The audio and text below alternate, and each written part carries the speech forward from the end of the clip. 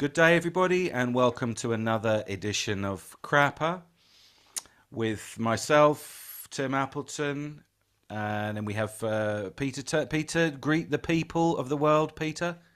Can it get any more crapper? There it is. And Sean Hall. Good morrow, squires. There it is. Now, today we're going to be doing Animals by Pink Floyd, which is exciting, I suppose. But before we get into it, I thought we might take the liberty of doing a roundup of the week.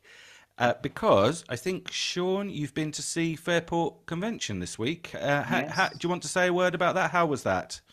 Yeah, well, I was really looking forward to it, actually. I've seen them before with the sort of Simon Nicol lineup, and it was at Bury St Edmunds, that great place featured in the Anglo-Saxon Chronicle. No, it was. I was really looking forward to it. They had a support act who was a kind of a young folky guitar player from Liverpool, and that went down. Well, he was a good player, but I found his voice a little bit warbly, so he was sort of half good.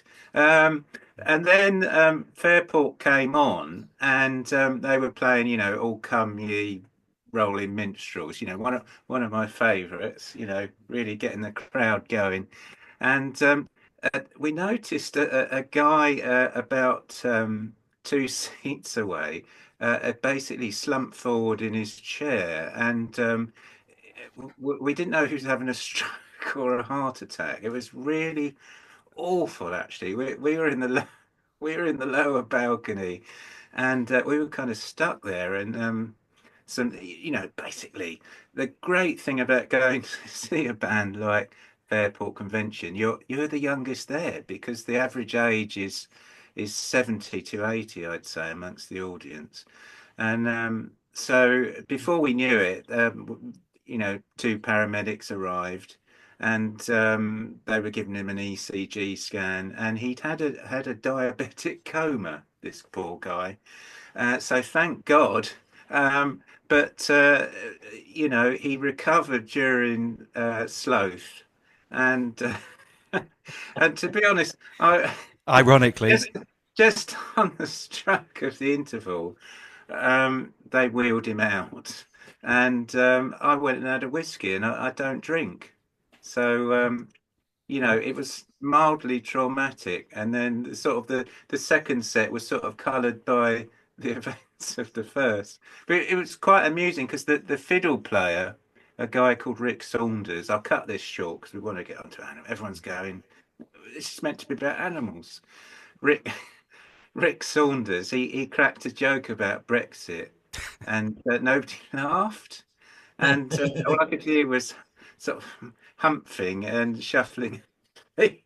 Oh my God. So he made a joke about Farage basically, and it literally went down like a lead balloon. So Can I just there you ask, go. That did was you go, you went to Bury yes, and was that the Apex? it was at the Apex. Nice Yeah. venue. Tea and nice toilets. I can Mm, highly recommend it. good venue. But yeah, good Can you venue. say you bumped into Dave Mattacks in the toilets? Mm. Yeah, yeah. I was just in a cubicle, and He luckily walked in. didn't break wind or anything, and he walked in, and I was red of the face, I must admit. Yeah, Dave Mattacks. Yeah, good. Who was, can I just say, he was bloody amazing. He's 76.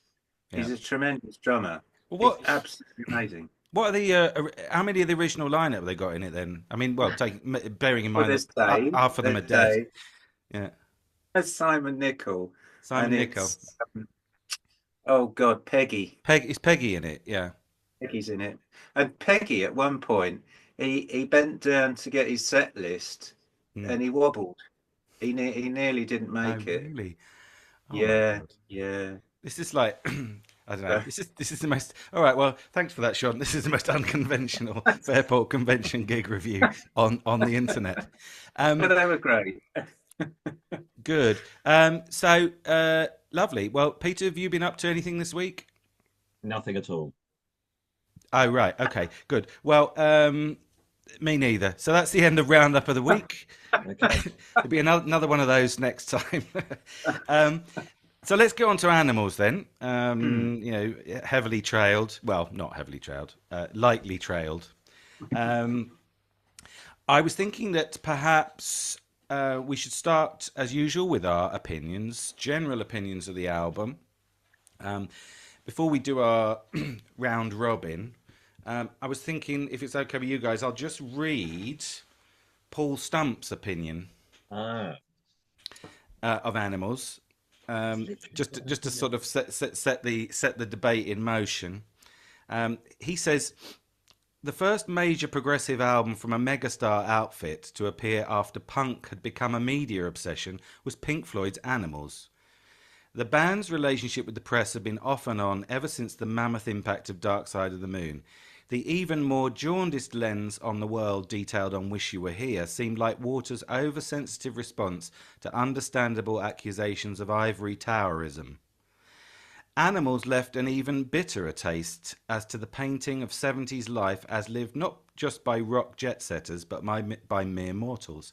It was seen, though, as Waters' reintegration into normal society, his earthing, his humanisation. The music was impressive too, the extended jams possessing a greater coherence than on the aimless Wish You Were Here. Dogs Mhm. and Pigs on the Wing sounded like very long pop songs, and the Floyds sounded the better and more competent for making them seem credible as ideas. Listening to Animals is like watching a loved parent rejoice in rediscovering a skill thought lost. I don't, I don't know what any of that means. Um, but Can I I think just that, ask? yeah. Can I just ask? Does he have an opinion on everything? It's like literally everything in that book. Yeah, it's like a sort of cultural snapshot book Right. with very very extensive vocabulary. I mean, I've rarely read a book with more words, a greater variety of words in it. Mm. Obviously, I've read books with more words in them, but he's got an incredible vocabulary. So you sometimes have to read the passage twice to work it out. But I'm loving this book anyway. So it's a bit like it's turned into my prog rock music bible. So I thought I'd just read that to start us off. Peter, I mean, how do you feel about this record? Well, I think you have to sort of put it in perspective a bit, don't you? Pink Floyd, from Medal onwards, inhabit a complete an area of their own. I don't know anything like Pink Floyd, and it's not just about what they do because they are fairly standard setup, isn't it? Something about the aura they have around them, and I think they have a very potent mix. From Medal, Dark Side of the Moon, Wish You Were Here, right way through really to the Wall, where it kind of changes a bit. I think that really potent mixture of sort of blues jamming, essentially, is it's quite sort of loose, isn't it? It just joined with such powerful writing, and I think the bands that do this have always had the edge. That kind of it's rootsy, but it's also got this other side to it, which is this intelligence behind it. I think listening back to Animals, because I hadn't listened to it in a long time, actually, for maybe 20 years or so. um, the lyrics surprised me actually because I went and looked them up. It's a lot easier to find lyrics these days. So I looked them up and I was surprised that some of the phrases that I thought was something completely different weren't what actually they were. So I'd almost learnt this other version of it, and then I realised actually that's not what they're saying at all. Even some of the really prominent parts in the bit, there's the repeated parts in some of the lyrics. I just thought, it's like I had no idea about that. It is very dark though. I mean, this is a dark album. There's a lot of instrumental passages that are not like Wish You Were Here, which had the saxophone, didn't it? It had that kind of Hmm. sort of almost like sort of ballsy kind of other sort of bluesy side that you don't really get that much on Animals, I think. And I think The Wall, on the other hand, is much more song driven, isn't it? It's more cut into finer pieces, each of which I think are fantastic. I think The Wall's an amazing album as well. But then I think this stands completely alone, somewhere evolutionary between Wish You Were Here, the sort of bluesiness of that, and then the stark songwriting really of the next. Um, and of course all the politics in there as well. I think it's not all. Oh, we'll get onto this, but I don't think it's all successful lyrically. I think it is, but I don't think the themes necessarily all work. Mm. Um, you know, sheep, dogs, and pigs. I think there's two of them are more successful than the others anyway. But it was really nice to hear it again. But it's a dark listen, I think. Yeah, thanks. I mean, this is it's right. I wrote down the word Wagnerian to describe the themes. You know, it's very dark, isn't it? Full of drama. It's Mm. almost like a sort of pop version of a Wagner opera, isn't it? Um, but yeah, I think you're right about the themes. Maybe we can come about whether they work or not. That's it's interesting. Maybe we can come back to that. Sean, are you a fan of this album? Yeah, I think it's an album that's grown on me. It's one that tends to be sort of a little bit forgotten, I always think, sandwiched between the others. And I think Floyd have got such a high bar that this one passed me by for a while, but I do like it. And having come back to listening to it again, I don't know whether it's, a lot of people say, well, the theme of our podcast, is it actually Floyd's greatest? I don't know about that. There's too many others, but it's it's an interesting album, and I can. It's the first Floyd album that I think I remember as a kid. I'd only been about 5 or 6, but I remember probably nationwide when the pig escaped, from Battersea, and it was national news, So I really remember that. And then Steve he probably had a copy of it on cassette, taped off all home tapings, killing me. That sort of thing. Uh, so I was aware of it from a very early age, but it's a good album, and I think it's a sad album in a way because it's almost like it's the end of that Floyd band democracy. I think Rick Wright probably got sidelined, although he makes some good contributions to the album, but he's not writing any songs on this. Um, Gilmore is brilliant on it.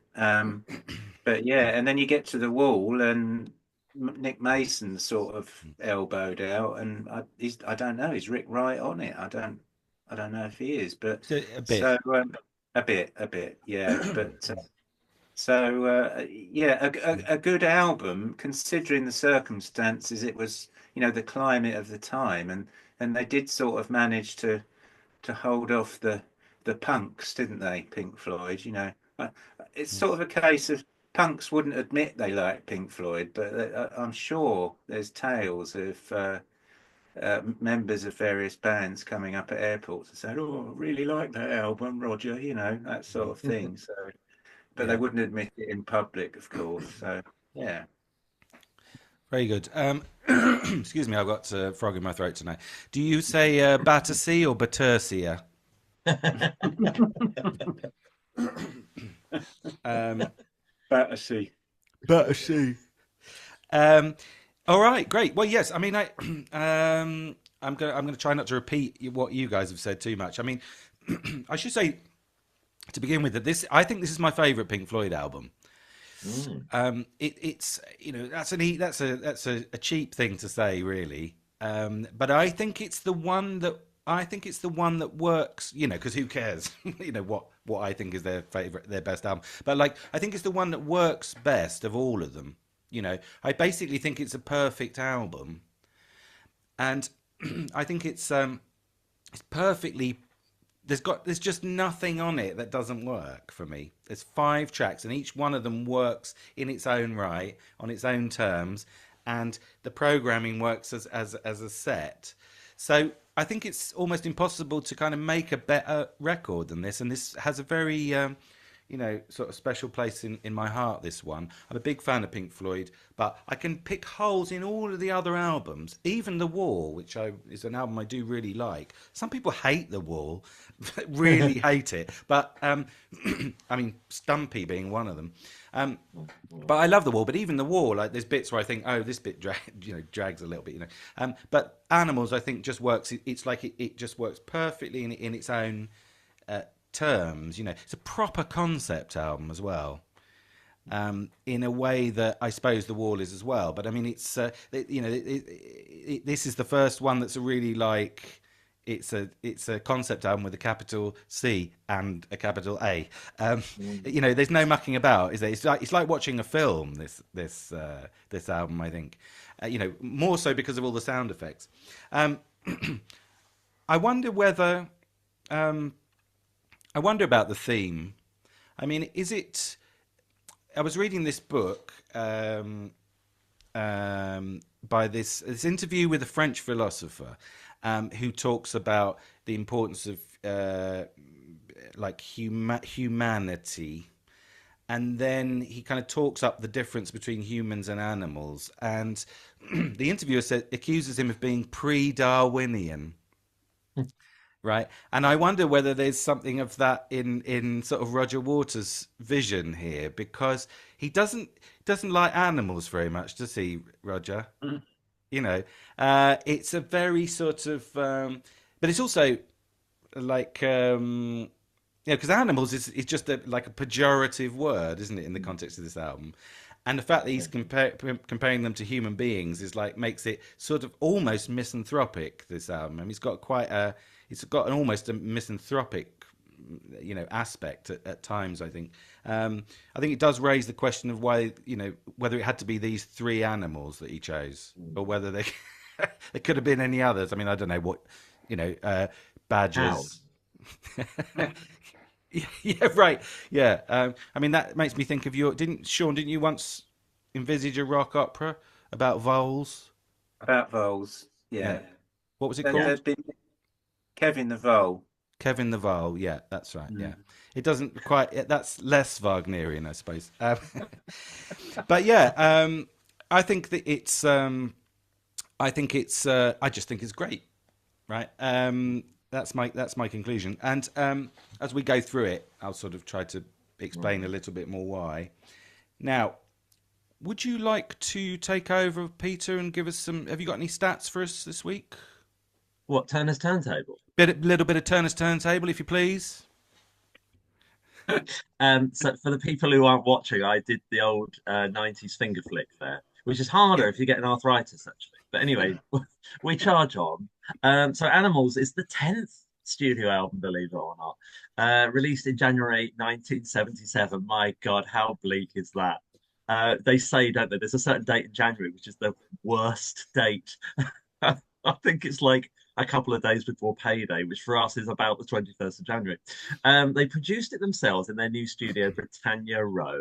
It's always great, isn't it, when bands have their own studios, because you just think, oh, they just got the time, haven't they? Like, you know what I mean? They can do whatever they want, can't they? I think the album was that continuation of what the long form writing, essentially, which had come through from Medal, Wish You Were Here, and obviously a sort of Dark Side of the Moon as well, I suppose. But a lot of it is leftovers, they say, from Wish You Were Here. Reworked and then put into the theme of the animals, not the band, the theme of farmyard animals. And there was a huge amount of arguing. I mean, You surprise me. just things had fallen apart, but they hung on in there, and I think Roger Waters had a cattle prod or something to keep them back when they got too close. Obviously Roger Waters don't listen to any of this, so essentially he sort of took over at this point. I think Richard Wright there's lots of bad things he has to say about this album, but the strange thing is they don't leave, do they just sort of bear it out, because I think ultimately the music's so good, isn't it? It's enough to think, yeah, this is a good album. I'm sticking around. But yeah, that's the Turner's Turntable. Okay, lovely. Thank you very much. Could we have a quick chat about the cover, Sean, for a bit of Yeah, Hall's Gallery? yeah. Bit of Oh, Hall's Gallery. Well, Hypnosis again were approached to do the cover, and I think there were three designs, including one with a sex theme, that's right. which all got turned down. And Rog, he came up with the idea of using Battersea Power Station, and it was gradually, because it was gradually being run down and decommissioned, and the area around it was sort of like a bit of a wasteland, really. So it seemed to fit with his concept. Um, they got, I think, basically Hypnosis were involved in producing the artwork, but they approached a German company called Ballon Fabric, who'd helped build the Zeppelins in World War One. Good old German company. So they basically built the pig, um, and it was a 40-foot helium-filled pig. And then on the 2nd of December 1976, it was inflated for the first time. However, after some inclement weather, the pig broke free. Now, they had booked a marksman for this eventuality, um, but somehow he didn't turn up. So this pig basically, I'm sure as everyone remembers, famously flew over Heathrow. It cancelled flights and eventually landed on a farm, ironically, in Kent, where the farmer was very annoyed because it scared his cows. So they had to they had to rejig the shoot, but they still couldn't get a decent picture of the pig above Battersea. So basically, they superimposed. That's a Mm. superimposed pig on the cover there. Um, yeah. So basically, I think Nick Mason was involved in some of the design work as well. I think with some of the lettering.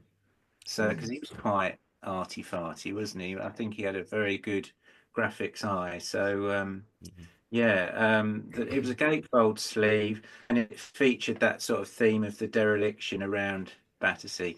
And the record sleeve, it had, as I remember, it had the dog on the front, didn't it? And then the sheep on the back, and the little circular label. So, I think it's a Sean, great cover. can I ask you a question? There's Hmm. one thing that always baffles me about it is that Yeah. the front cover is like a great shot of Battersea Power Station, isn't it? And you almost miss the pig because it's actually very small, isn't Yeah, it? Whereas yeah. the idea was, I thought that it would be like Battersea wasn't that important; it was the pig Mm. that was important. But is there a kind of why would that be from a sort of art point of view? Really, no idea. I mean, it's almost as you say it. You have to hunt for it, don't you? Hmm.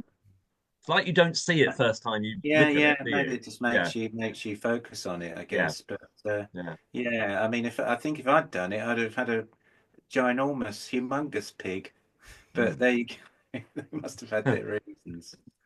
Well, I mean, one of the things I think about it is that I think it's a brilliant cover. I think. Mm. Um, I'm being very naive tonight. I'm just saying this is a brilliant album. This is a brilliant cover. But I do think it's very iconic, isn't it? And Yeah. With I hypnosis. it's Hypnosis, yes, but um, yeah, that's true. But even for Hypnosis, it's a good it's one of the good ones, isn't it? Yeah. Because some of the Hypnosis ones are not. No, I mean they're all pretty good. I mean, no, I mean they're all pretty good. But I think this is a particularly iconic thing because the Battersea Power Station is so iconic in itself. And what I really wondered was what does it mean? But because the I think this. I've got a feeling. I'm not sure, but I've got a feeling. If I had to lay money down, that we might be talking about the lyrical themes a bit tonight and what they actually mean, like what they're getting at. And the Mm. first mystery with this album, I think, thematically, is what is this cover all about? I mean, what it looks great, but what's the point of it? The pig is flying. Mm. Right, so that's a reference to pigs on the wing or Yeah. not, But I Yeah. mean, But why? but Yeah. why exactly? And what Yeah. does pigs on the wing actually mean? We're going to come back to that in a second. Obviously, flying pigs is a reference to miracles, isn't it? Yeah. In the Anglo-Saxon tongue. By the way, I was thinking earlier we should have a jingle for every time one of us mentions Anglo-Saxon culture. Um, but so um, I don't understand why there's a logic, certain logic there, albeit opaque. But I wonder why Battersea Power Station? Is it just the critique of sort of industrial society? Is that the point? I mean, I don't know what Battersea Power Station means to you two guys. I Anything? think I thought, I mean, when I, first saw the cover, I thought the reason why they've used it is because I assumed they'd strapped a leg to each, chimney. I thought that's how they kept it there, but I don't think it was it? Was just on a bit of rope. Mm. I mean, the other thing is there's four of them in the band. They sometimes do that, don't they? They have a kind of, reflective thing, don't they? Whereas the Mm, band, the four of them and the four pillars, a bit like that. mm, Is it mm. the George Harrison "All Things Must Pass" with the gnomes kind of thing? Oh, yeah. Like the Oh, right. Beatles sort of thing. Mm. Like numbers sometimes mean something, don't they, on album covers? Yeah, it's not terribly sophisticated, is it? Sometimes it's a bit, like Led Zeppelin 4. And let's have four symbols or something. It's like, Yeah. I think it was it was in the public psyche, the decommissioning of Battersea, this sort of great sort of mm, engineering thing, this huge power station, and it was falling into dereliction, and mm, it was just I don't know if it was a symbol for Britain at the time, sort right. of Yeah. Could have becoming been. eroded, and Mm. you know, Was it? It's a white elephant. There's another yeah, animal for you. yeah, yeah, could be, could Um, be. I mean, it's just that there's a sort of like a kind of vague critique of industrial society and Mm. industrial capitalists, industrial capitalist society on this album, isn't there? So I suppose it's to do with that, but it doesn't really matter too much. I suppose Mm. it's You, quite you know that expressive. the pig. Apparently, at one of their gigs in Germany, they filled it with an oxyacetylene mix instead of helium, and it exploded. Oh my God. So they must have had a backup pig. It had a Imagine if they had name, a didn't it? hydrogen pig. Yeah, it had a name, didn't it? It was something like algae or something like that, wasn't it? Mm. It had a All name right. for it, but yeah, can't remember. Um, okay, good. Well, look, thanks for that, Sean. Let's get into the track, shall we? Now, let's start. I think we'll just go through them one at a time. I don't think we have to break them down or anything. And I think that obviously they're all like radically different lengths. We're going to start with a little, sort of fragment, which is "Pigs on the Wing," part one. Do you want to, Peter? What do you say of this track? Sorry, I've just made myself laugh. Who was it who I said if cardboard could sing? Yeah, that Oh, was John Wetton. John John Wetton. Wetton. John I'll tell you what, Mm, Roger Waters, I mean, he's got one of those voices, isn't he? That's just so unique. There's nothing like it, is there? It's so mm, unforgiving, that voice. And so when he comes in at the start, I just think, oh, it's like they've got these choices they've made. They've got Gilmore, who seems to have this kind of just a more traditional way of doing things. And then you've got Waters, and he gets half the album, doesn't he? But his voice is so different. It's so at odds with Dave Gilmour, but it sounds fantastic. I think I love the bookends of this album. And it's like a little sing along. And I remember years ago when I used to come up and we used to go out, Tim, at the university, I used to play this a lot in the car because I had it on tape and I had a tape player in the car. So I learned Animals so well over that time, like ages. And I used to harmonize this track. As this first track, I'd sort of sing along with it, but I try to work out a way of singing along with Roger Waters, and that's the one thing I remember about it. I think it's a really simple but lovely melody, and it drifts so nicely. I don't think you could start the album with Dogs, could you? I think you have to start with something like this that can kind of vanish into another track. But I think it's a clever little song. Yeah, I like it. Sean. Yeah, I think it's needed on this album, isn't it? Because I think Rog, I'm gonna just say Rog. He said it'd just be a whole scream of rage. So it, and this was meant to be about his new girlfriend, was it? His new Mm. His, wife, girlfriend. So his new it was, squeeze. yeah. So yeah. Mm, So I suppose it's quite romantic in a way, which, mm, considering the theme of the whole album is unusual, Mm-mm. but it's nice, And the two tracks, the bookending, that was it linked together on the 8-track version? Apparently, they linked it, didn't they? And that's the one with Snowy White on Yeah. guitar, because we all know the story, don't we? They erased Dave Gilmour's guitar solo. Accidentally on purpose. Yeah. So they said, "Oh, he'll do it." Mm. So Yeah. yeah, no, it's There's, good song. there's a lot of professional sabotage, I imagine. It's In like the the police, isn't it? It's like the police. This is what used to go on with Stuart Copeland, didn't it? yeah. Thing used to delete his drumming. There's a They I used thought to you meant, go, when you said the police, I thought you meant like the West Yorkshire oh, Constabulary or something. oh dear, yeah, yeah. the There was choir. there was a police track, wasn't there? There written by Andy Summers, Right. and apparently Sting hated it so much that he went and buried the tape in the garden of the studio. He had Oh to go and dear. retrieve it. Yeah. Um, Brilliant. anyway, Mm. so yeah, that's interesting. I always think it's funny that they say, by the way, this was written for his new girlfriend, because I that several times in reviews of this album. He wrote this song for his girlfriend, as if like, what if he didn't have a new girlfriend, he wouldn't have written this song or something. It's a It's weird. a good job he didn't write dogs for her, wasn't it? I mean, that would have been awkward. Well, because it's plural for a start.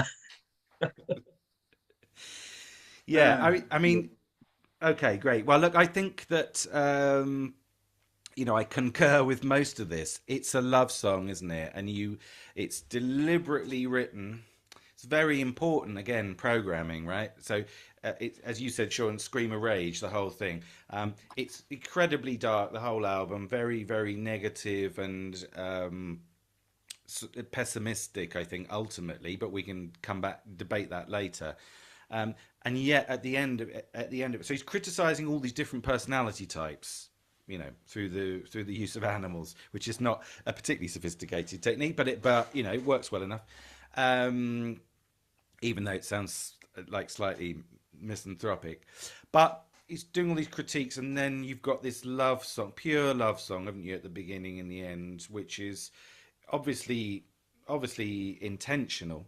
I mean, I think that it made me think of the lyric, made me think of Nietzsche.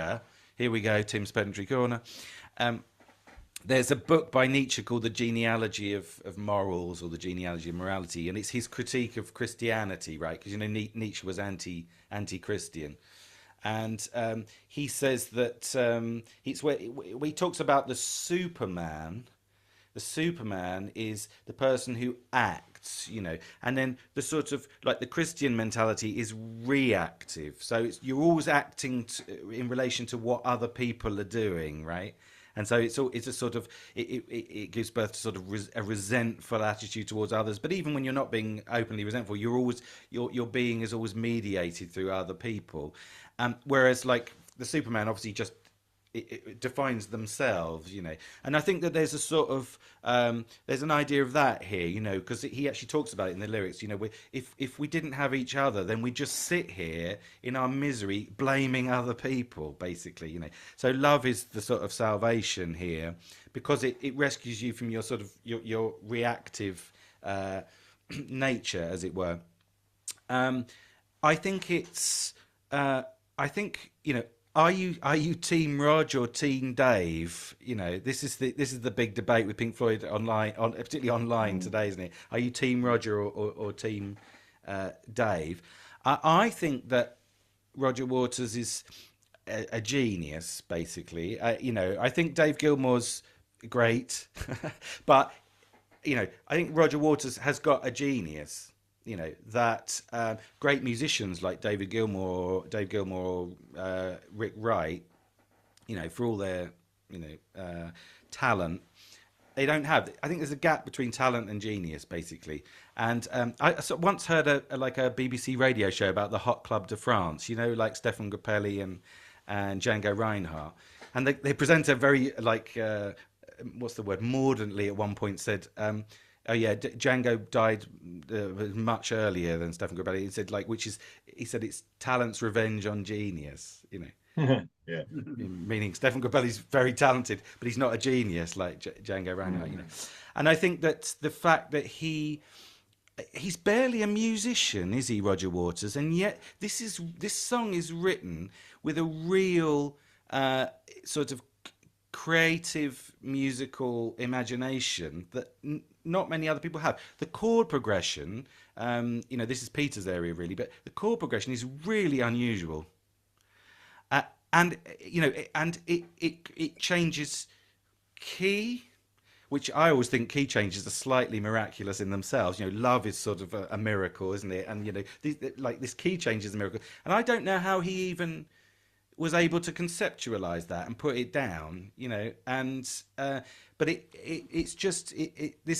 this song, even though it's very short, strikes me as a very profound sort of artistic act, really. I think his main influences, both in terms of the singing that Peter's referred to and the sort of style and the songwriting, is perhaps Dylan and Neil Young. I think they were both people that I think they're the people that he basically imitates in his singing and writing style, but he does it in a completely different way. By the way, this track also reminds me of, before we move on, Mother. On the Wall, because it's got that shift between 4/4 and 6/4, 6/8, or whatever it is, And so he's already kind of like working out forms that he can, kind of exploit in different areas. So I think that that's probably all I've got to say about that. But I think this is the first act of genius, really. I think on an extremely what's the word, like a genius album, let's say. Whew. Okay. Now then we go into Dogs, and I think that this is a very sort of portentous. This is a very portentous opening, isn't it? Again, follows on perfectly from the previous track, fades in, hence portentous, and that sort of portentousness is kind of, it creates this kind of paranoid effect, which is I think, as you were saying, sort of, it reminds us that they're not hippies anymore, this band, are they? They're doing something much more, much darker. This isn't atmosphere music, is it? This isn't like Brian Eno,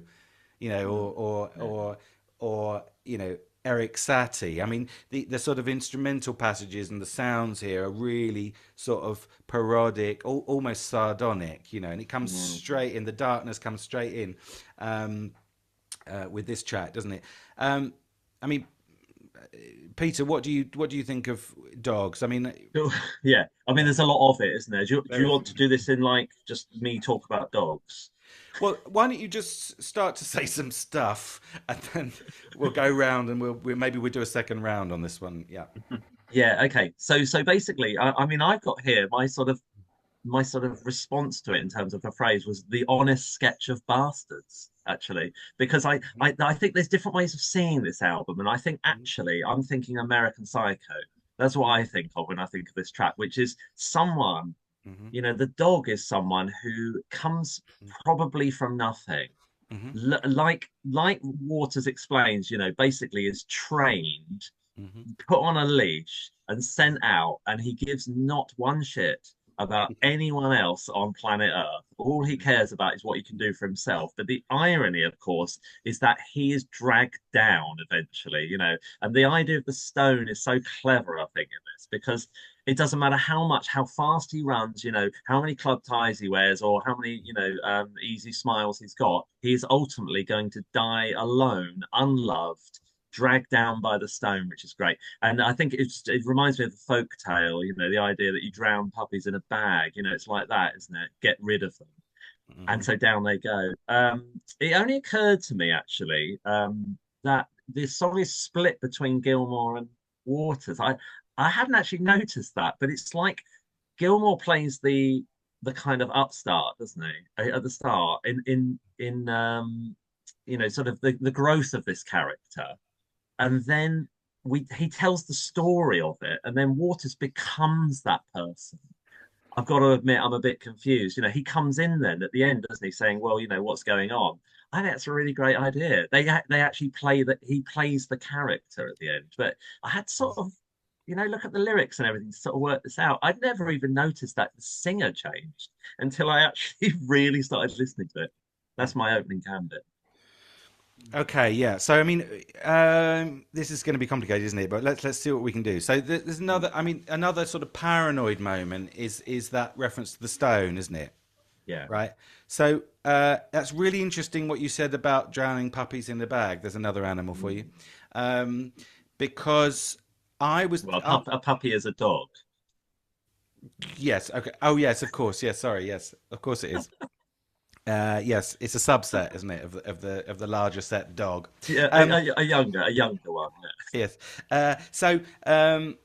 What do you think? Because I thought the mafia. That was my first thought. Yeah. Right? So you attach someone to a stone and drown them in a river, right? So what? But what is the stone? Do you think is it his sense of guilt or something? What did you Yeah. think, Peter? Yeah, I think it's the years, isn't it, of oppressing everyone else for your own benefit eventually catches up with you. So, these animals all have their different, problems, don't they? But the dogs create the problem for themselves, and they only realize it later. Got to keep running. You can't keep running. You can't keep stabbing people in the back because you get too old for it. And eventually, you are just dragged down by your own conscience, probably. Something like that, I think. Yeah, I mean, he gives. What's funny about this is Roger Waters gives Dave Gilmour the worst bit to sing, doesn't he? Because it's horrible the first half. I mean, he ends up saying, because this is a horrible person they're describing, but they describe Yeah, him mercilessly. I mean, he says, yeah. you ain't just another sad old man all alone dying of cancer. I mean, that's that's like. Imagine Dave going, "You want me to sing this bit, do you? This is the bit I've got to This is sing." not a spelling error. And then you're right, when he gets humanized, because you start to identify with him, then that's when Roger comes in, very very cleverly, and Mm, he's doing this person in human mm. form, as it were.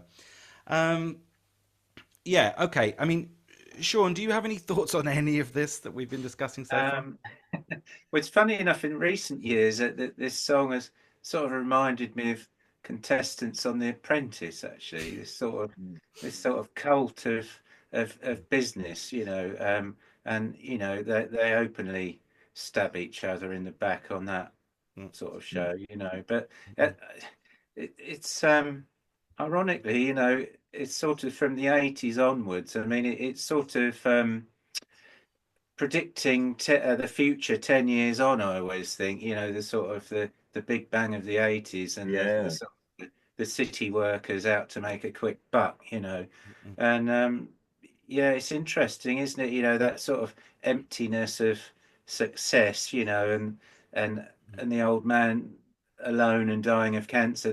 That reminds me of Thatcher, sorry, Margaret mm, Thatcher. mm. um you She know she uh, makes an appearance on this album as well. she does, yes. She died alone, didn't she, in the Ritz Hotel? Ah, Quite a sad end, really, for her. Living in luxury, but ultimately on mm, her own. Just herself. Um, mm, yeah, I mean, it's a good sparring, isn't it, between Gilmore mm, and Rog, mm, uh, and it works really well. I'm sure there must have been sparks flying between those two. Um, but mm. he gets a credit on this, doesn't he, Gilmore? Is this his only yeah. songwriting credit? Is it I've got on yeah, this? I've got a theory about which bit he's written, but I'll tell you that in a minute. Yeah. Good. But what was the original? You've Got to Be Crazy, wasn't it? The original Mm, title of this, mm, and he had a real sort of knuckle sandwich of mm, mm. lyrics to sing, didn't he? And he couldn't quite fit them all in. So Yeah, yeah, yeah. eventually they got it together. But yeah, it's a real stonking track, isn't it? To Mm, yeah. on side one, it's Let very acerbic. let's maybe come back to the music in a second. If we can keep talking about the theme for a bit, Yeah. that might Yeah. help. It might help give a sort of semblance of order to this debate. I was thinking that's interesting. Like, how did he know? I mean, I thought you were going to go "Ding Dong, the Witch is Dead" there, Sean, for a second about Thatcher. But let's we tried to stay off politics in this podcast. But yeah, I think that they. It's weird that they're criticising sort of Thatcherism, you know, before it really even started, isn't it? I mean, this is 77. She didn't win till 79. And he mentions her apparently, like the second verse of Pigs, Three Different Ones, is an oblique reference to Thatcher, right? Which I never knew before. I started reading the Wikipedia page on the album. But this was too early for all of that, wasn't it? In a sense, they're sort of they're predicting all of this sort of corporate greed and selfishness, which became like a cult in the 1980s after she won in 79. And I didn't even know she was she leader of the Conservative Party by 77? She was. I think she was definitely 78 Right. Yeah. Well, she on must her have way. been. Must have been, Yeah. because otherwise they wouldn't have mentioned her, would they? Yeah. I've got a feeling, if memory serves, that she actually won in 75. Right, she took over from Ted Heath in 75. Does that sound right to you, Sean? Yeah, that does. That rings a bell. Yeah. This is the hell of a prog rock podcast. This is I don't know, talking about Brit. Hi, everyone. Anyway, so yeah, but I think that yeah, it's those corporate thugs, isn't it? And I think that the corporate thugs in suits, as it were, that's what they're having a go at here. Now let's move to the music. I was going to say I'm going to get my guitar. Is that all right? It's in all letters. There's this. So the chords, the famous chords, are as follows, I believe. Got that? Can you hear that? All right. Yeah. Yeah. Okay. So then it goes. Then you got. I can't play it on this guitar, but there you are. That's my performance for the evening. That was terrible. Hey. Is that a plug-in guitar, Tim? It is indeed, yes. Good. Indeed, yeah. No more sort of like poorly held microphones for me. Yeah, so I think that's Gilmore's bit. That really wasn't worth the wait, was it? I think those chords are amazing. I think that they're really interesting chords, right? They're nothing. They're just like nothing like you would ever imagine your fingers doing if you're a guitarist. I think they're sort of the equivalent of, his da da da da on "Shine On You Crazy Diamond," which I think that was Gilmore's bit as well, wasn't it? So he's coming up with these chords, and then they build basically. I mean, just to be programmatic for a second, they build a whole track around this. The whole first half of the track is basically variations of those chords, and then they go into there's a second section, a contrasting section, which is in half time, right? Yeah. That the da da that bit, dun, dun, dun, that bit, which builds up to a really nice climax. Da da da da da da da. That bit. I think that's beautiful, that bit, and I think that's the highlight of the track, that bit actually.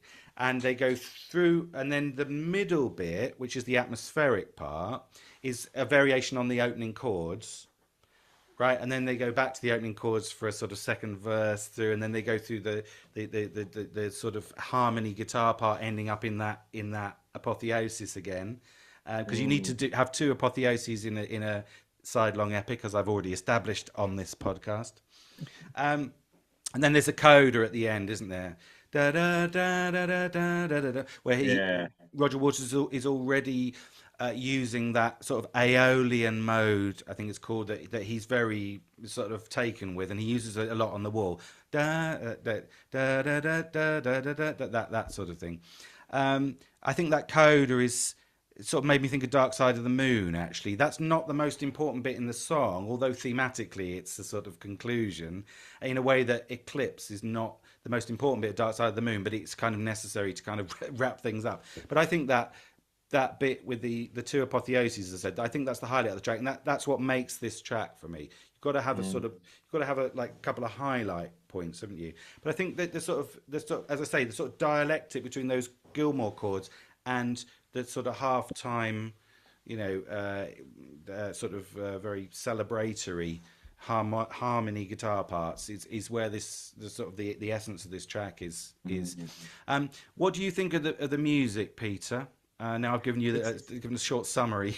It goes to show, doesn't it, how good this album is? The fact that there's so much to say about the words before you even get to that. I mean, the first thing I think of is the theme. Actually, that's quite rare for me. Although I like stories and songs, I normally it's the music, but actually it's this image is the first thing that you see. But yeah, I mean, I love what the thing you just played. There's sometimes what we call polychords. They're not standard minor or major chords, and they have extra bits added on, and they don't quite have clean names, do they? These chords, they use that a lot on this track. There's a lot of chords that are just slightly off kilter, aren't they? They're not straight chords, a lot of them. I think there's one that the slow section you'll talk about, wonderful sort of duo guitar lines. I love that. Those harmony lines. It's kind of like the metal thing, isn't it? Where you have the two guitars going together. It's slightly Thin Lizzy, isn't it? Yeah, it is a little bit like that. Yeah, that sound is that sort of late 70s sound. Also, it's fairly restrained, the drumming actually on this, I think. It's quite light and jazzy. When it comes in at the start, how can I get myself out of this maze, or whatever the first version of that is. It comes in with this really light sort of jazzy on the ride cymbal for people in Spotify. I'm just doing a ride cymbal impression there. Yeah, for people on podcast, Peter's moving his hand. But for me, it's drumming. I'm sure if I ever sat in front of a drum kit, none of my actions would actually work in the real world. But yeah, I mean, it's quite restrained, the drumming on this, I think, and it gets a bit punkier later, I think. But yeah, I think the whole thing's wonderfully written. It is brilliant. It's powerful, punchy, and of course the vocals just really kick in. I mean, they really carry this, don't they? They really, they really mean it. If you sort of listen to the way they sing it, it really carries the story across. What I was going to say about the ending, the coda bit, was that I was listening to it on Spotify, and that you can get the lyrics up. And sometimes I sort of put the lyrics on. I had a look, and what I suddenly realised is Spotify put the ending of this, who was born in a house full of pain, who was trained not to spit in the fan.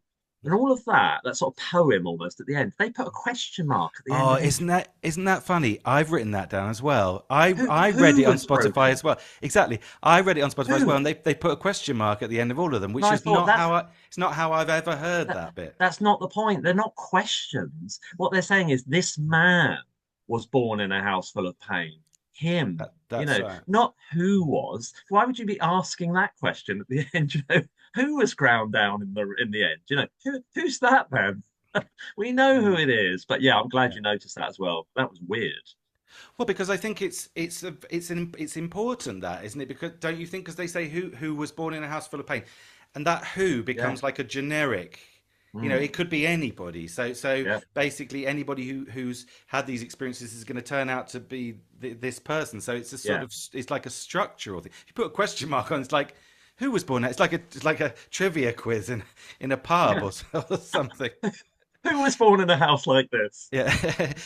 So, all right, good. Shaun, what do you think of the? Could you talk to us a bit about the music of this track? I just wanted to refer back to your, Roger's a genius. Yeah. Comment. I kind of think, you see, because I've listened to the Pink Floyd version, and then I heard the Roger Waters version, his live version, and I sort of think, as much as Roger Waters is a genius, without his able lieutenants, I don't know if this would ever. It's a pointless thing to say, but I think they are the four. It's like how many pillars were there in Islam? Right. The 5 pillars. Well, there's 4 here, 4 chimneys. But it just works because of each of them. And although Rick Wright hasn't got a great he's not doing an awful lot. What he does do on this album, I think, is very good, and he contributes to the feel of the album. I do think Dave Gilmour's guitar is superb on this track and all the album. I know you could replace him with Snowy White or get somebody else in, but and his voice is so distinctive as well. I mean, it just does. Roger's obviously got the vision, and you need somebody to be in charge. I actually think with a band like Pink Floyd, you know, Oh God, yeah. Can you imagine? somebody it's got to take charge. But they do all contribute. So Mm. yeah, that's all I'd like to ponder really is. I think, if I may, I think that's a very important point. I think you're right. I mean, I say he's a genius, and I stand by it. But I think that you're right. The contributions of the others are not insignificant, are they? And not just Dave Gilmour either. I mean, the keyboard playing is brilliant on this album. Actually, the sounds. He's obviously got the whole band on board here, right, with the concept and everything. Because, as I say, right from the beginning, they're doing that. Dave's strumming those chords, and then they've got the Rick Wright's keyboard starts fading in. It sounds paranoid, doesn't it? He's got these amazing like set of. He's like he's invented a whole set of sounds just for this album, and I think that another like, for example, is that thing like. They're all yeah like collaborating to put this project together, so like there's so many moments of production and sound that are really just so carefully chosen. For example, when he says dragged down by the stone in the middle, not at the end, and it goes stone, stone, stone, that bit that's repeated, which they then used quite a lot afterwards, Pink Floyd. But I think this is the first time that they did it. That's an incredibly sort of eerie effect, isn't it? Yeah. And one other thing I wanted to mention, sort of shout out to Nick Mason, because I know that you're something of a fan of his drumming, Sean, perhaps like a recent convert. I think one moment that is very important, and I'm sure that he came up with it, is when it goes from in the atmospheric bit in the middle, when it goes, it starts with it's sort of in the 6/8, isn't it? I think it's like a fast 6 or 12 or something, and then but he's doing doing a sort of 4 beat on the ride, I think, and then the snare comes in, right, and the snare comes in dun, like that, Yeah. dun, dun, and then Yeah. they go dun, dun, dun, and they half they stretch out the snare beats. That is very sort of anxiety inducing, that moment, don't you think? It's really sort of like something almost scary about that moment, Yeah. I think. Yeah. Scary drumming. Scary drumming. He's managed to achieve a little bit of scary drumming. It's strange. Roger always said Nick Mason's drumming was too flowery. That's why he sort of ditched him on the wall. But I Right. think he knuckled down. I think he's playing really well on this album. He's concise. That's what I'd Mm. say. So I think he gives it a good go on this album. Mm. Yeah. I don't know. Yeah, no, I mean, Mm. I've always thought he was all right as a drummer. I mean, he's really good on live at Pompeii. There's lots of stuff that he's doing he's really holding the band together.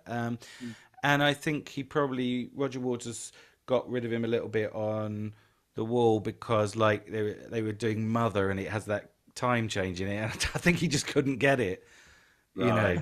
just couldn't get it basically. So they got a session drummer in, to sort of. Yeah.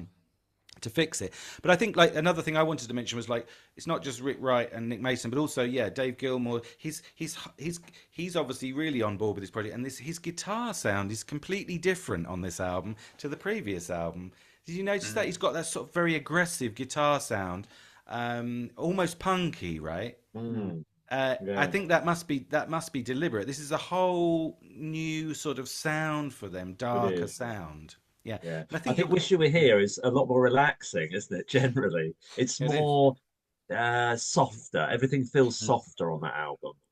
That's absolutely right. Yeah. Mm. Maybe you've got less of the jazz on Animals. Yeah, and less Yeah, Roy Harper on Animals as well. yeah, definitely. That's right. 20%, a full Yeah. 20% less. Roy Harper. And the other thing I wanted to mention about it, actually, I mean, before we move on, um, because we're going to have to move on at some point, is that I think that there is something ironic in the lyrics about the fact that, to do with the fact that he says in Pigs on the Wing, if we didn't have each other, we'd just be complaining about other people. But of course, he's just complaining in this song. That's what I wanted to say. So there's something ironic about this track, because he's sort of doing this righteous rant against the new conservatism, but actually he it has already stated in Pigs on the Wing that if that was all this came to, it wouldn't be enough. And I Right. think that raises the question of like the whole drag down by the stone. Like if we're basically going to do a French Revolution here and kill this guy, which seems to be the implication, would that really liberate us? Because what he's saying in the end on Pigs on the Wing is that the only thing that can liberate us actually is from our reactivity, as it were, Nietzschean reactivity is love, right? There's not a Right. lot of love in this song, but I No, think that's but ironic, but perhaps. also Sheep. When we get to Sheep, there's a kind of it kind of comes out a bit more because like practically everyone is in that category as far as he's concerned.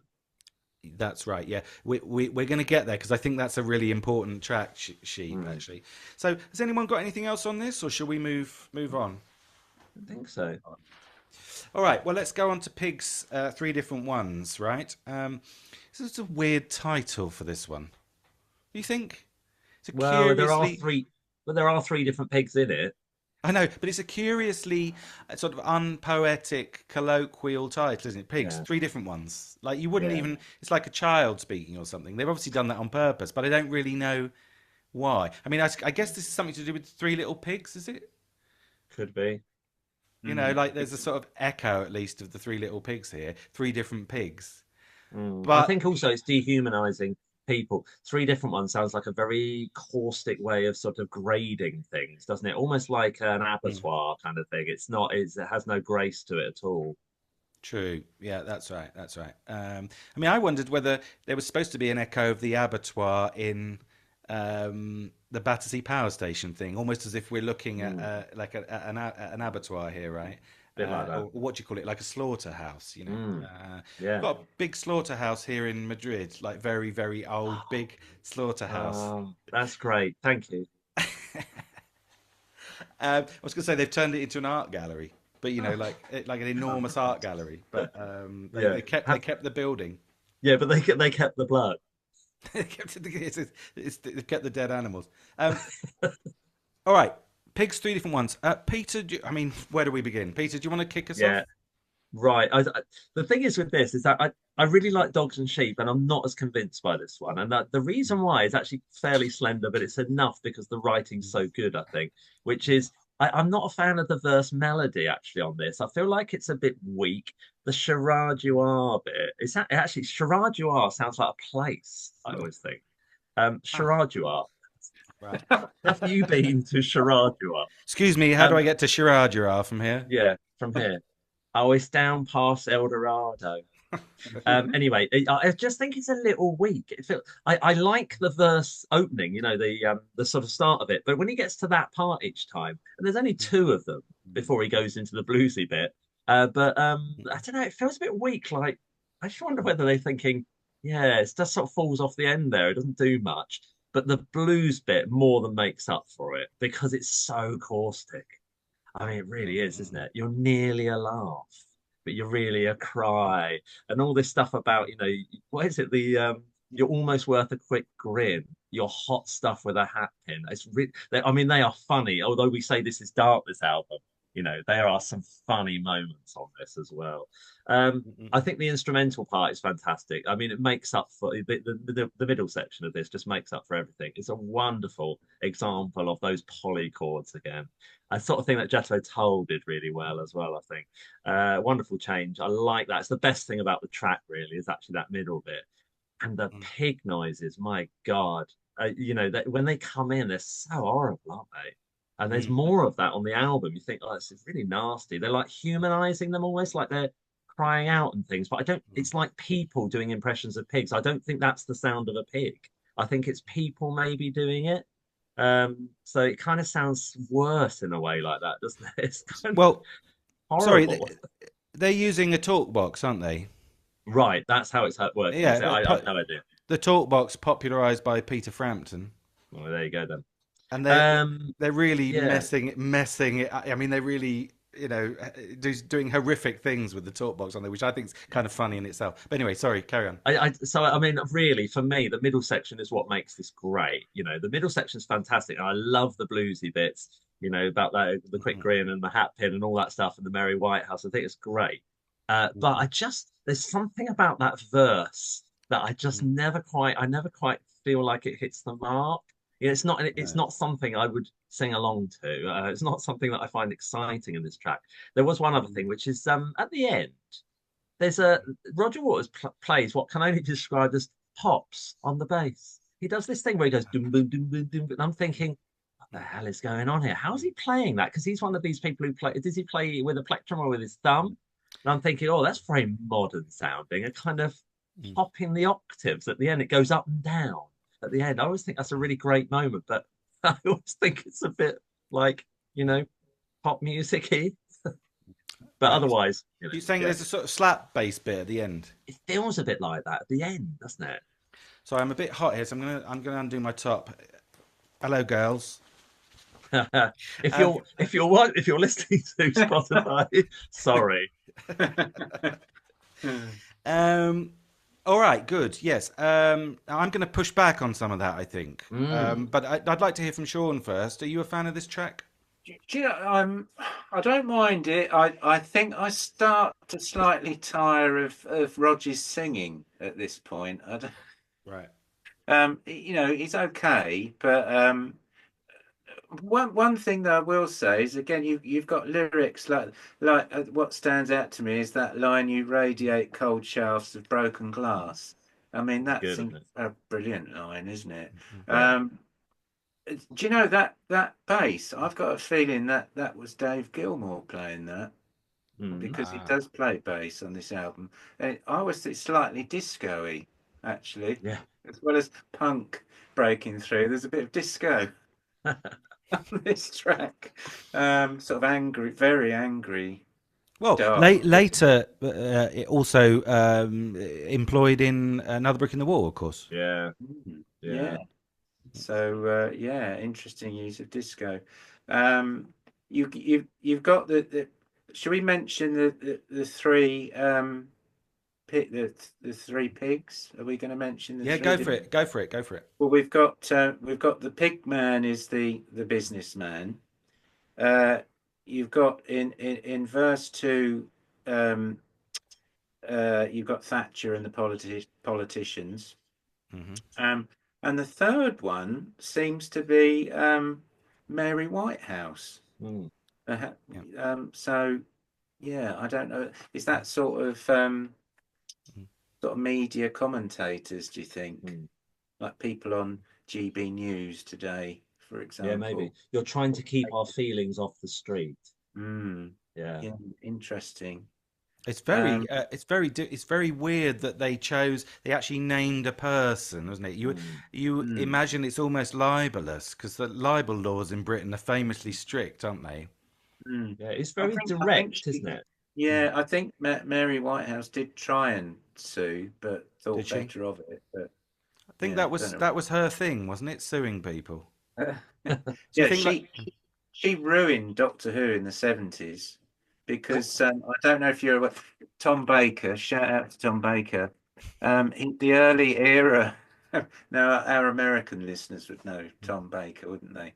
Yeah, Um, of course. so the early era of Tom Baker Doctor Who was quite it had a sort of horror slant, Right. influenced by sort of Hammer House of Horror. And Mhm. I think there was a story called The Deadly Assassin, where Doctor Who was being held underwater and strangled at 5:45, during kiddies' tea time. And Mary Whitehouse complained, and the Mm. BBC basically had to, well, they fired the producer, God. and they made it a lot more sort of jokey and kid friendly because too many kids were having nightmares basically. But Mary Whitehouse, you see, she was responsible for that, so she had Mm. clout, Yeah. yeah.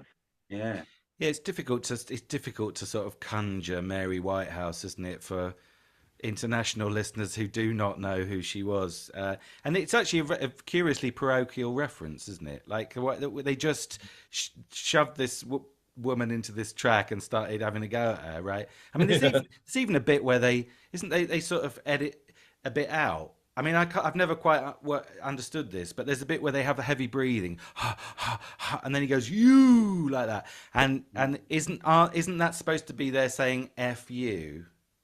Oh, right. F Yeah. you, Mary. Mm. Um, and it's as you said, Peter. It's really direct, isn't it? It's a frontal attack. This and Yeah. it's quite sort of like audacious. Maybe even I don't know, sort of naive. I mean, you can imagine this is the Roger Waters we know and love, isn't it? He's just getting right in there, Yeah. not worrying about who he offends. Um, All right, good. I mean, I want to sort of, as I say, sort of push back a bit on what Peter was saying. I mean, I really love this track. This is the only track that wasn't from before "Wish You Were Here," right? Well, not excluding the Pigs on the Wing 1 and 2. So this is like a new track, and they obviously needed. So this is like the equivalent of what was it like? Welcome to the Machine and Have a Cigar and Wish You Were Here on Shine on You Crazy Diamond, which they wrote, in order to fill out the album, sort of thing. And this has that function here, and I love this track. This is actually probably I love all this album, this whole album, as I made clear. I think abundantly clear. But this is actually my favourite track on the album. I think it's a masterpiece. This track. I think it's a masterpiece of arrangement. I think the band are so good at working with sound that they just set this up perfectly. I also think that the song all works really well. I think that thing "Charade You Are" I really like. I like the tune. I think it's very catchy. And I think that it's called assonance, isn't it? It's an example of assonance. Charade you are, and Yeah. and I think that they sort of almost they build the words around the assonance, and I think it's almost like it's I don't know, it's almost like it's supposed to sound choral, but they've chosen the darkest phrase to frame it. I think it's like Joycean. I think it's like James Joyce or something. I think it's really, really brilliant. And I think that the way that they build the sort of quasi 12 bar around it is great. And there's a hell of a blower in the middle. Yeah. And as you said, and I think it's terribly exciting the way that builds up. And then it comes back in at the end. They go, right, okay, we've had enough of that. Let's go into the final verse. They do the final verse, and then they go back into the blow, almost like where they left off. And this time, they're not using the talk box. He's just doing a guitar solo. Very, very sort of sad, dramatic guitar solo. It reminds me a bit of "Comfortably Numb," actually, the closing solo here. It's a real sort of epic, and I think the desperation in that playing, at the end, I just think I think it's truly sublime. It really lifts me up to another level. I can never get bored of this album. I never get bored of this track. It moves me so profoundly every time. My only reservation, and we've already touched on it, is I think it's very sort of bordering on misanthropic. The words are so negative, and I don't care about him having a go at Mary Whitehouse. I have no love whatsoever for Mary Whitehouse, but it's merciless, isn't it? Really, this satire, let's say, if it is satire. And you said Peter's got like humour in it. I think there is humour in it, which makes it satire, but it is brutal, merciless satire, isn't it? This. All right. Anything else on that, or should we go to Yeah, I sheep? was going to say something, but I forgot what it was. That's not very useful on a podcast, is it? No, I'm fine. Yeah. All right, good. Well, let's go to sheep then. Talking about Doctor Who. Down, da, da, da, down, da, da, da, down, da, da, da. I mean, Yeah. Can you play that on the guitar?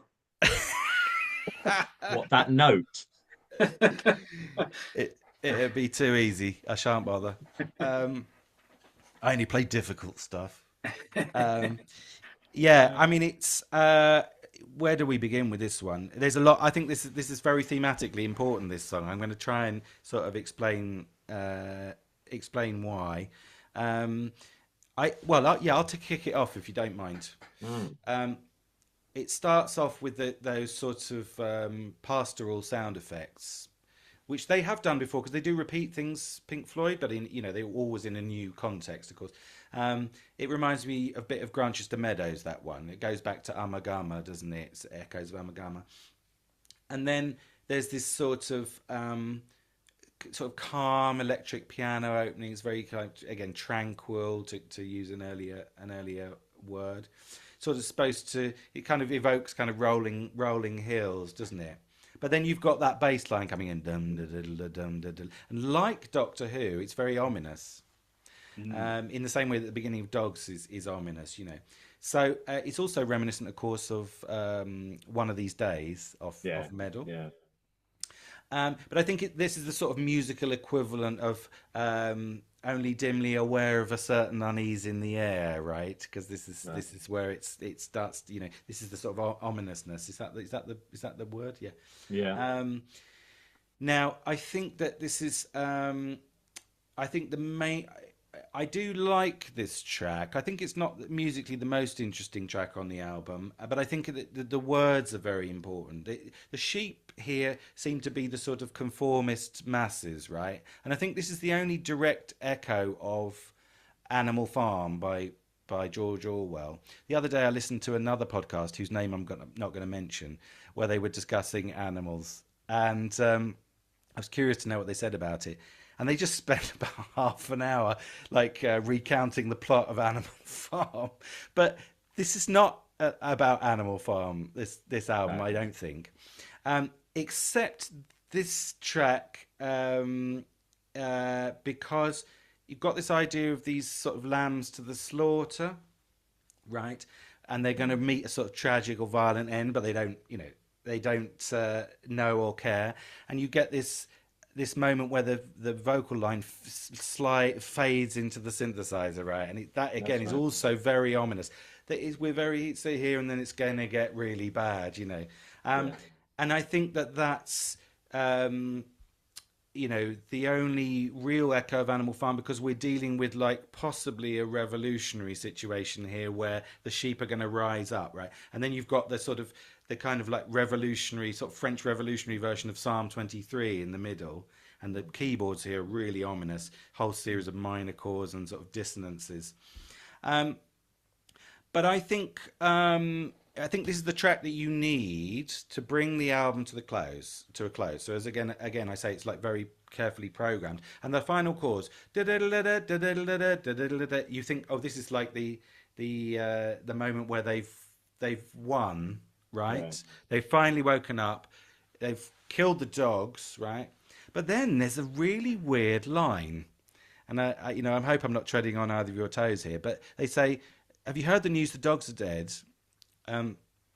You better stay home and do as you're told. Stay out of the road if you want to get old." Now, I've again, like Peter, we were saying earlier, you read it on Spotify, you think that's not how I've heard that. So there's a sort of open to interpretation moment here, isn't there?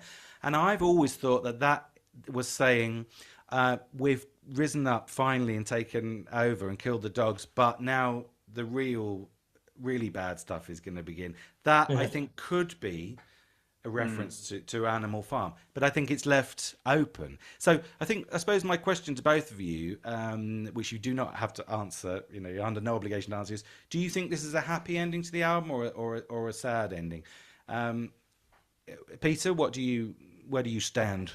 I think it's that the ending is basically saying that nothing is ever going to be enough. The fact that you've risen up and dealt with these sort of middlemen, which effectively they are, I suppose, the dogs, really, because they don't really have power. It does that, well done, but it makes you no better than anything you were. Have a quiet life, off you go. It's not going to change anything. Those people are still going to be in existence. I think it's a really pessimistic ending to what sounds like an optimistic ending, which is finally we hear a major chord. I mean, at the end, suddenly it's like this fanfare, isn't it? A bit like the end of 2112, you know, dun, dun, dun, dun, dun, dun, and you've suddenly got this, oh my God, yeah, the galaxy and all that stuff. And that was me doing an impression of American reviewing 2112. Anyway, that's what happens there, but the lyrics tell a different story. But it does end brightly. It does end brightly, but I don't think that's what it is. Is that the only question you wanted me to answer? Well, I just on that point, do you think Yeah. that those final chords are celebratory, or do you think that they're sardonic? Yeah, I think there's a clash there, isn't there? You've got the celebratory nature of it. The dogs are dead, great, but actually, you know, better stay at home than better stay away. Keep yourself to yourself. Forget about it. So that is Animal Farm, isn't it? Yeah, basically. Right. Um, can I ask what you think of the track musically? Do you have anything to say? I mean, it's not. Imagine if I only had a two-word review. Shark sandwich. Yeah. No, Not bad.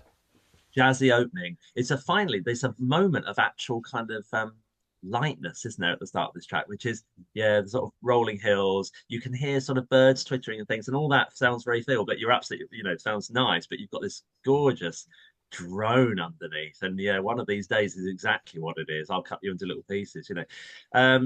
The Valley of Steel, is it the Valley of Steel? Mm. What a horrible idea, isn't it? This. So it's like the Valley of Steel being like you picture it as an actual valley, I do, with a horrendous machine in the middle that's just going to cut them to pieces. Well, They also borrow. that's another biblical reference, isn't it? Oh, The right. veil, Okay. the I don't veil, know. you know, the veil of tears. Except it's not tears; it's steel. So you're going to be Oh, basically, you know, you're going to be butchered, basically. ah. They reuse the stone motif as well, the repeated stone from dogs. That comes back in this track as well. So they've obviously liked that stone idea, and they bring it back in on this, which you know I think is great. But the thing that I really like about this is it's a really punchy groove. I think the drumming on this and the bass just sound. I mean that alone it sounds so good on the verses. And what I love is say they're in, I don't know what key they're in, but you know, they drop down to that sixth, don't they? For the you know, where is it? What a surprise. The look of terminal shock in your eyes. It's a great shift that. They just go down to the major sixth, I think, and they carry on at that point, then they return to the root. It's a really simple idea, but it's so effective. But I think the bass and drums just sound brilliant on this. It's just such a great pairing on that. The sheep are just really haunting. When they build it up, you start with a few sheep, don't you, in the middle section with the stone bit and the zam. And it's like they just add more and more to it. And it's quite scary, I find. Like something about the sound of those sheep. It's quite scary. But no, I really like this. I think when you look through the tracks, though, there's bits I like on all of them. And I think it's maybe the verses and the chorus I really like on this. But then when you go back to pigs, it's the middle section I really like. You know, not that you could put it all together and make, you know, the greatest hits of the animals, because that because that would be about a different band. But you know, what I mean is, you know, there's great bits all over the place here, but they sort of appear and you know disappear in different parts of the tracks. I think, but no, I'm a real fan of this. I think you have to have the optimistic ending. I think you have to have that because something has to come to a point, doesn't it? This album. I think it does, but I think the lyrics paint a different picture. Right. Sean, what do you think about this track? I think you'll probably say you're not surprised to know this is my favourite track on the album. I really like this. I think Nick Mason plays some really tremendous fills, like Peter was saying, works really well with Roger on the bass. Um, well, it's it's the working class rebellion. This track really, the sheep rising up. Um, Now, I was listening to the live version, which was called Raving and Drooling, wasn't it? I believe. There's a version where they're playing it at Wembley. I was just curious because I really like that version, although it's in sort of Genesis. You know, it's still being worked out. But Nick Mason played some absolutely tremendous tom-tom drumming on that track, and he was recorded really well. That's one thing I picked up from it. He had a really gutsy sound, and I'm just curious because on this track, I love the fills he's playing and that sort of groove, but I just wondered why on this album is it hasn't quite got the guts of the live performance. So I don't know whether that's a criticism because this is my favorite song on the album. Um, Mm.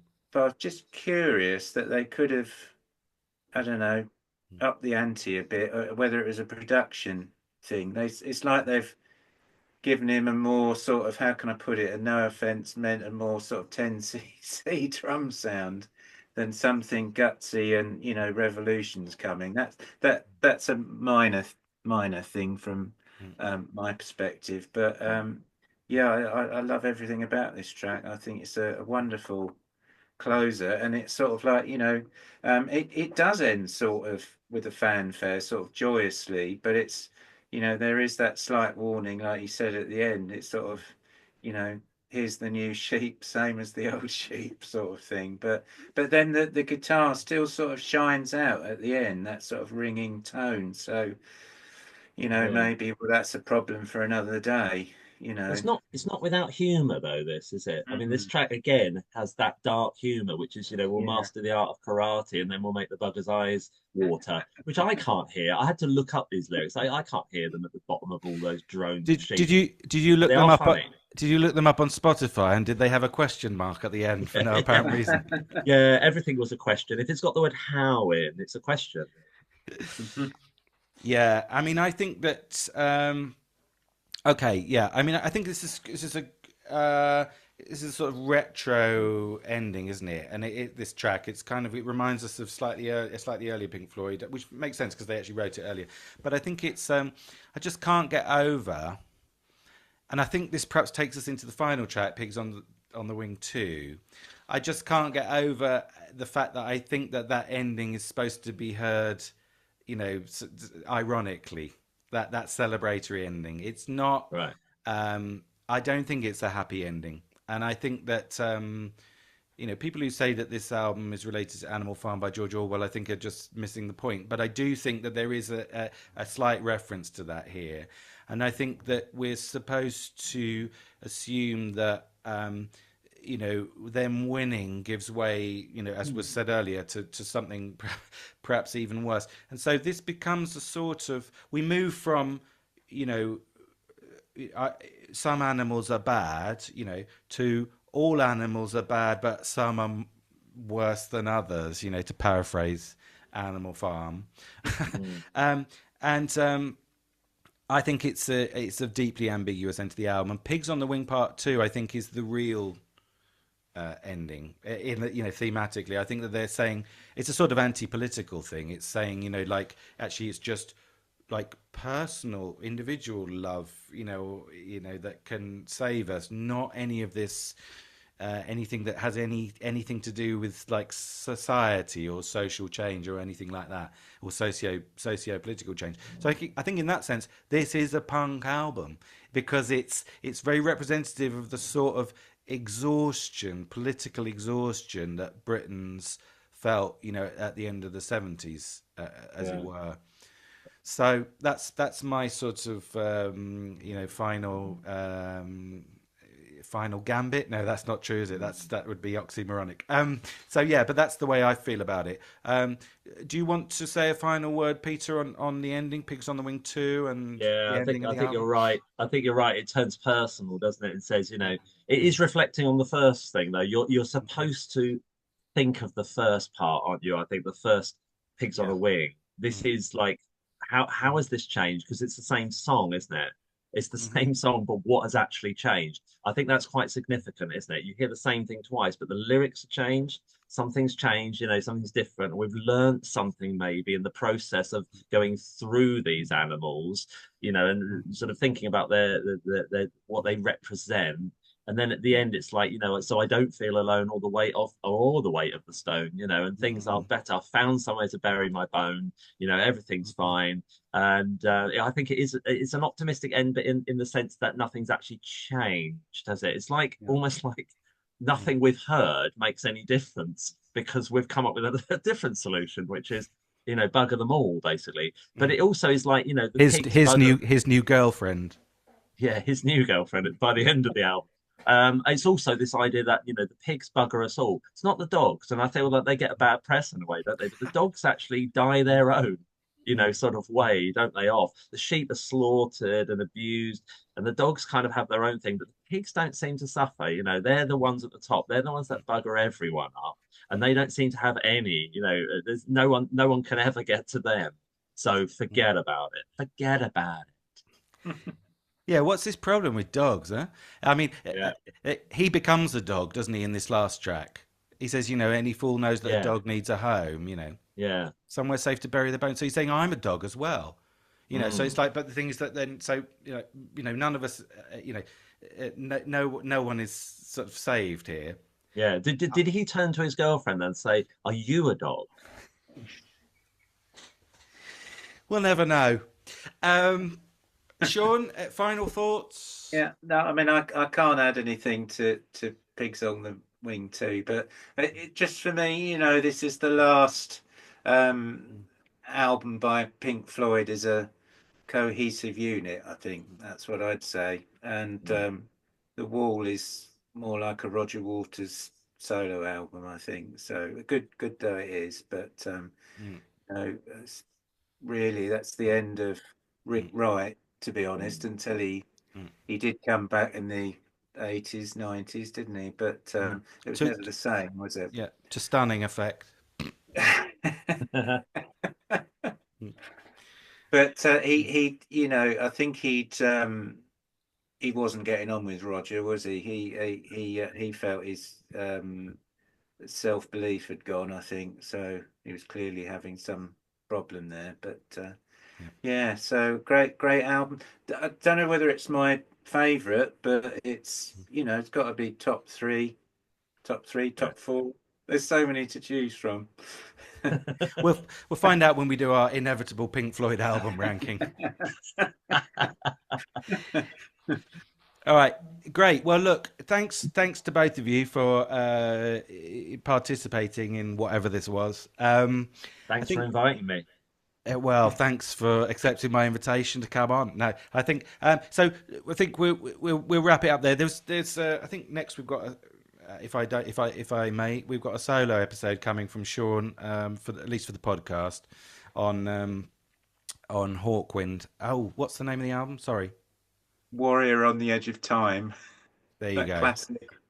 All right, lovely, lovely stuff. And if you've manfully made it through this far, and you feel like liking and subscribing, please feel free, and feel free to leave a comment. We're always interested in hearing other people's opinions about these works, and we'll see you on the next crapper, which will be in a couple of weeks, I think. Bye. Wave everyone. Bye bye. Bye. Bye. Cheerio. See Bye you. See bye. you. Bye bye, Bye. folks.